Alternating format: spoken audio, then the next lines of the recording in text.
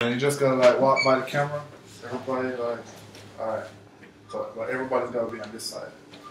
Oh, 1, 2. They can grab it. See you. Trying to do that.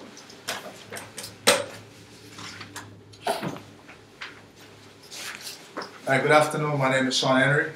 My speech is about how to adopt a pet. Alright? Have you ever thought about adopting a pet? Do you feel like there's a void in your life that just needs to be filled? Then maybe pet adoption is right for you. There are a wide variety of domestic animals that people have invited into their homes, from small insects to the king of the jungle, lions. However, some pet owners don't fully understand the needs of their pets beforehand and end up overwhelmed with responsibility. In many cases, where the pet is not deemed dangerous to the public, the pet can be turned into agencies like the Humane Society that euthanize, relocate the animal, or put the pet up for adoption. Medical researchers like the Center for Disease Control suggest that there are overwhelming health benefits that come with owning a pet, so you are in luck. This is a topic near and dear to my heart because I myself own an adopted pet, a little 12-pound Maltese canine named Cookie. So I can speak firsthand about the impact he has had on my life since we met and the ease of adopting a pet. According to the Humane Society, 4 million cats and dogs, about 1 every 8 seconds, are put down in the US shelters each year because of lack of proper shelter and housing. Before you think about adopting a pet, assess your living situation, your daily habits. Do you think they are conducive to owning a pet? Jill Abrams, author of The Puppy Diaries and the editor of the New York Times, suggests that you do a quick self-evaluation and ask these questions. Is my living arrangement adequate? Will I have the time to take care of and spend time with my pet? Does my immediate environment allow for my pet to maintain a healthy, risk-free life? The next major step on your way is deciding what kind of pet you would like. Not everyone is a cat or dog person, and sometimes our living arrangements may dictate that we have a goldfish instead of a dog, but you can still call that goldfish Scooby. Think about your family and any pet allergies they may have. Will your pet be able to live naturally? Dogs like to go on runs and walk.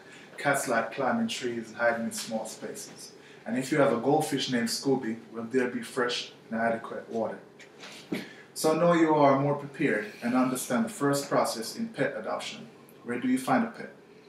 There are ASPCA sites and animal shelters in nearly every city and town in the nation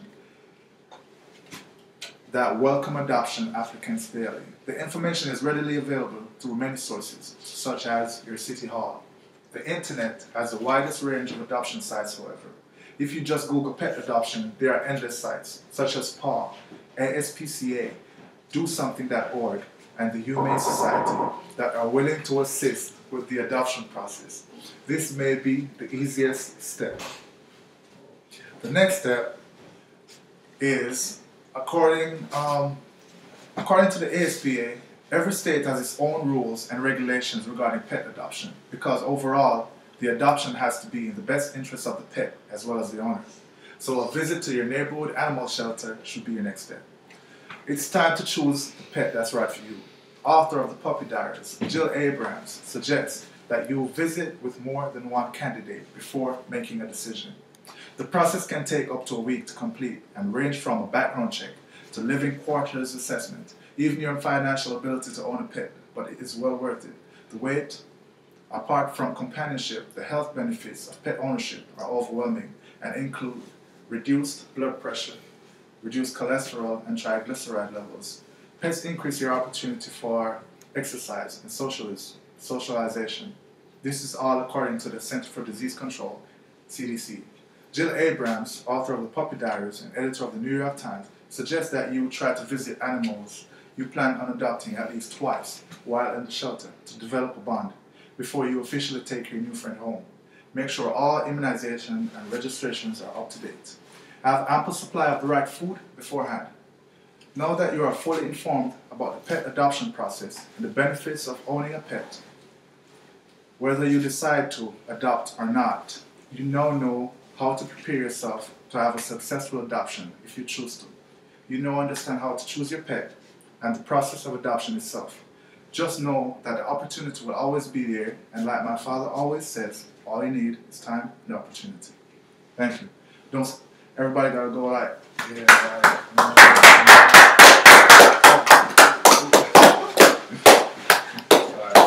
Yeah, Henry. Henry for president. Yeah. All right. Okay.